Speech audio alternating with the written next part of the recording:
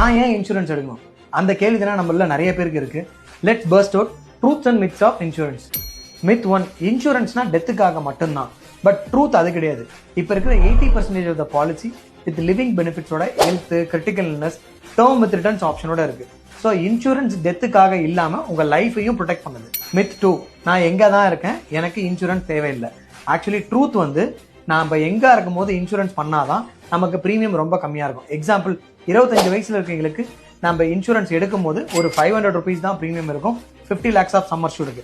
இதே 40 years மாறும்போது அதே 50 lakhsக்கு க்ளோஸ் டு 1500 rupees ப்ரீமியம் மாறும். மித் 3, கம்பெனியில் பாலிசி இருக்கேன், நான் ஏன் இன்னொரு பாலிசி எடுக்கணும். ஆனால் ட்ரூத் என்ன அப்படின்னா அது குரூப் பாலிசி. நம்ம ரிசைன் பண்ணதுக்கப்புறம் அந்த பாலிசி கண்டினியூ ஆகாது. பட் பர்சனல் பாலிசி தான் பெர்மனன்ட் ப்ரொடெக்ஷன்.